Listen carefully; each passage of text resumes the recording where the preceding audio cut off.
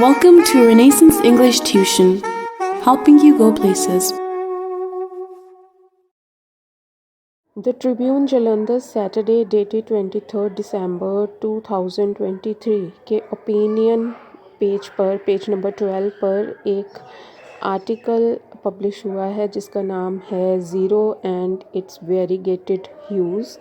ये जो आर्टिकल है ये शंकर गोपाल कृष्णन ने लिखा है। ये आर्टिकल मुझे बहुत ही अम्यूज़िंग लगा, तो मैं चाहती हूँ कि इस आर्टिकल की जो हाइलाइट्स हैं वो मैं आपके साथ शेयर करूँ। तो शंकर गोपाल कृष्णन कहते हैं कि जब मैं स्कूल में था तो एक सेंटेंस जो टीचर अक्सर दोहराया करती थी वह था कि अगर आप यह आंसर लिखते हो तो आपको एक बिग ज़ीरो मिलेगा।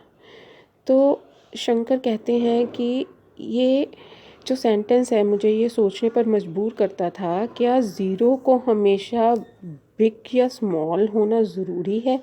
क्या हम अपने टीचर के साथ नेगोशिएट कर सकते हैं कि हमें बिग ज़ीरो दे या स्मॉल ज़ीरो दे?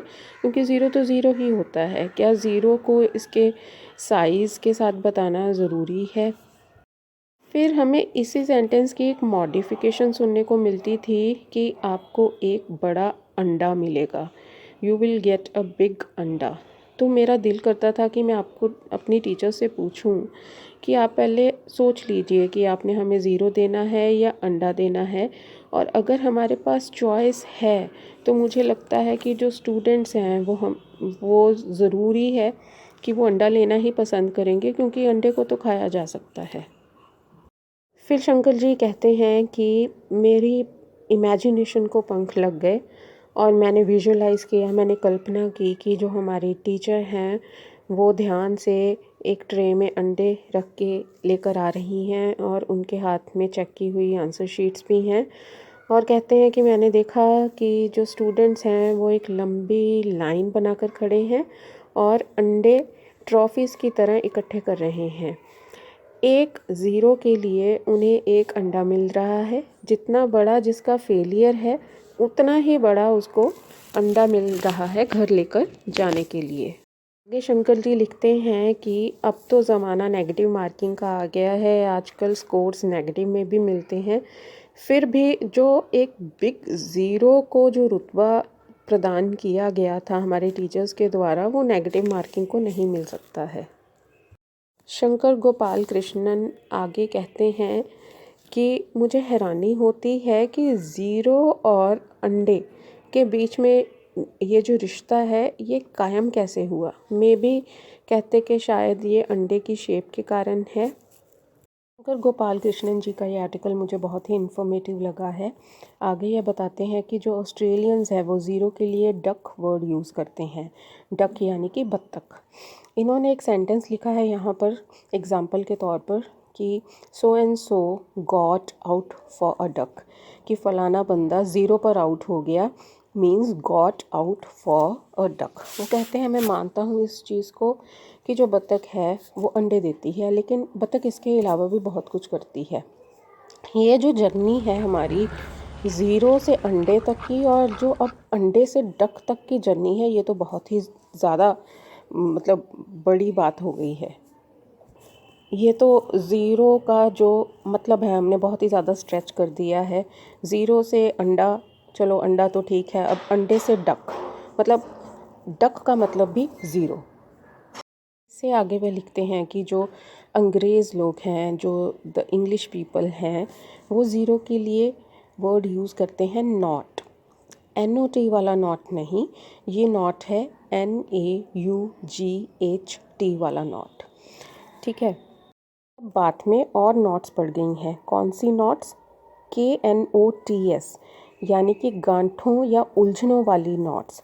अब कौन सी नॉट्स या उलझनें पड़ गई हैं कि ये जो NAUGHT नॉट है ये ज़ीरो के लिए कैसे इस्तेमाल होना शुरू हुआ। इससे आगे शंकर जी कहते हैं कि कभी कभी ज़ीरो के लिए एक वर्ड यूज़ किया जाता है साइफ़र, जो कि एक अरेबिक वर्ड सिफ़र से लिया गया है, शब्द सिफ़र से लिया गया है। फिर शंकर जी कहते हैं अमेरिकन्स तो एक कदम आगे बढ़े हुए हैं, वो नंबर ज़ीरो के लिए अल्फ़ाबेट O यूज़ करते हैं। फॉर एग्ज़ाम्पल यूएस में 007 को 007 कहा जाता है। आगे वो एक एग्जांपल देते हैं कि जैसे यूएस में 101 हाईवे को 101 हाईवे कहा जाता है।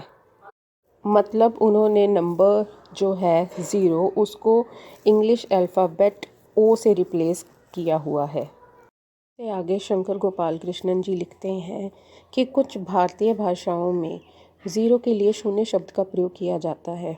वह लिखते हैं कि जब आप कभी किसी रेलवे स्टेशन पर जाते हैं तो आपने कभी ना कभी सुना होगा कि किसी ट्रेन के आने की जब अनाउंसमेंट की जाती है तो उस पब्लिक अनाउंसमेंट में कहा जाता है कि फलानी ट्रेन विद नंबर 7000 प्लेटफॉर्म पर आ चुकी है। तो रेलवे स्टेशन एक ऐसी जगह है जहाँ पर आपने 0 के लिए शून्य का इस्तेमाल ज़्यादातर सुना होगा। आर्टिकल के फाइनल पैराग्राफ में शंकर जी लिखते हैं कि एक भारतीय शब्द है जो 0 के लिए यूज़ होता है और जो ज़्यादातर लोगों को नहीं पता होगा। वह शब्द है पूज्यम। जी हाँ, आपने सही सुना, पूज्यम। पूज्यम का जो शाब्दिक अर्थ है वो है पूजा के काबिल। अब प्रश्न ये है कि जो 0 है वो पूजा के काबिल कैसे है। शंकर जी बताते हैं कि इंडियन ट्रेडिशन में कहा जाता है कि पूर्ण 0 नहीं होता है। There is no total 0। कोई भी चीज़ जो है वो पूरी तरह से 0 नहीं है। हमें कैसे पता चलता है कि कोई चीज़ एब्सेंट है, कोई चीज़ 0 है, कोई चीज़ है ही नहीं? यानी कि द एब्सेंस ऑफ समथिंग हमें कैसे पता चलता है? ये हमें कोई ना कोई बताएगा। ना होने की स्थिति में भी कोई है जो उस स्थिति को देख रहा है। यानी कि जहाँ पर कुछ नहीं है वहाँ पर वो ऑब्ज़र्वर हमेशा प्रेजेंट है। तभी हमें पता चलेगा कि वहाँ पर कुछ भी नहीं है। इस हिसाब से शंकर गोपाल कृष्णन जी ने यहाँ पर बहुत ही डीप बात कही है जिसका बहुत ही गहरा मतलब है। मुझे यह नहीं पता कि मैं उस मतलब के कितने करीब जा पाई हूँ, पर मैं आपसे शेयर कर रही हूँ जो मुझे समझ में आया है वह क्या है। जब सब खत्म हो जाता है, कुछ भी नहीं रहता है, तब कौन होता है? तब वहाँ पर होता है जिसने इस सृष्टि का निर्माण किया है। तो जिसने इस सृष्टि का निर्माण किया है वो एवर प्रेजेंट है। वो वहाँ पर भी प्रेजेंट है जहाँ पर कुछ भी नहीं है। इसलिए वह पूज्यम है, यानी कि पूजा के लायक।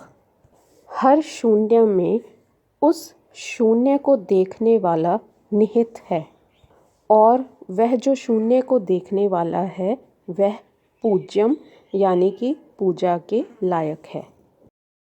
आर्टिकल के अंतिम वाक्यों में शंकर गोपाल कृष्णन जी कहते हैं कि यह जो हमने अंतिम अर्थ निकाला है, मुझे नहीं लगता है कि इसको कोई और अर्थ बीट कर सकता है, हरा सकता है। मुझे यह आर्टिकल बहुत ही पसंद आया, इसलिए यह आर्टिकल मैं उनके साथ भी शेयर करना चाहती थी जो द ट्रिब्यून नहीं पढ़ते हैं।